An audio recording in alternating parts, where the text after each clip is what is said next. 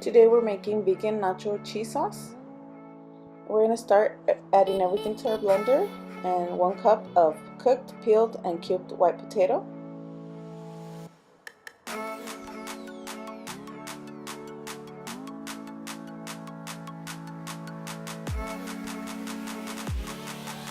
One cooked and cubed carrot.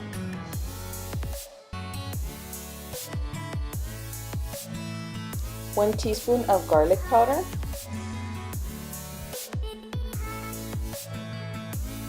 1 teaspoon of onion powder,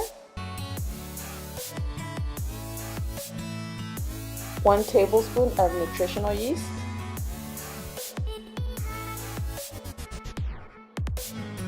2 teaspoons of freshly squeezed lemon juice, 1/4 cup of water,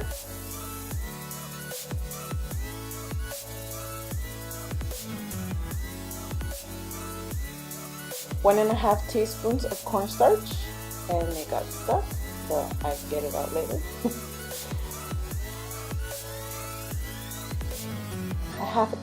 half a teaspoon of salt. Sorry, not half a cup. That would be nasty. Half a teaspoon of salt. 3 tablespoons of the jalapeno pickling liquid.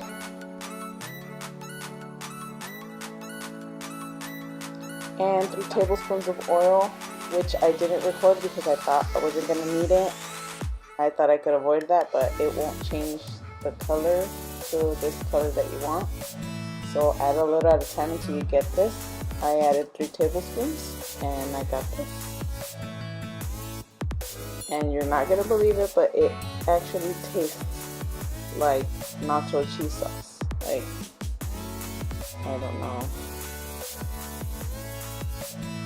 And always remember to buy your tortilla chips so you can dip it, because all I had was these wheat crackers at home. So enjoy.